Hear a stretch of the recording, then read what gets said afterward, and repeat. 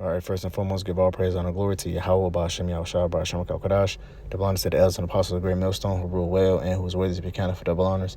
And peace and salutation to you brothers out there pushing the truth wholeheartedly and sincerely and follow the gospel. So, like a warrior from the Indiana camp, come back again with another sit down to basically talk about the book of Romans, the 11th chapter is talking about Israel.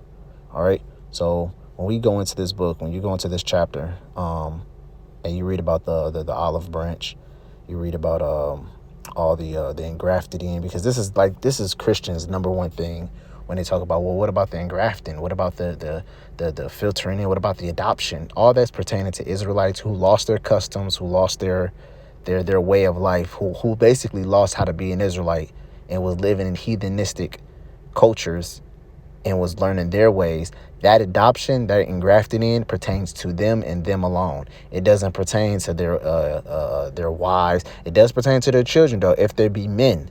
Now, if you were a woman and you went over there and you got with the heathen man and you had children by him, or whatever country you was in, if you got with the heathen man and you had children by him, no, you will be the only one that can get engrafted in, because you're an Israelite woman. But as far as that man and your children, they would be considered heathens, all right?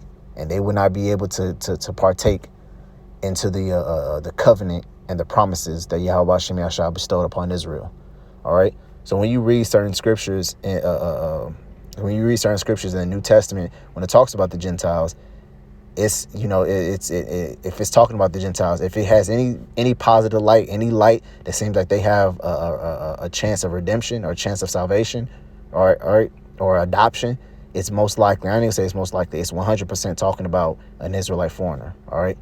So without further ado, we're just gonna hop straight into it. I'm not gonna read the whole thing. I'm gonna just get straight to the olive branch, and then just what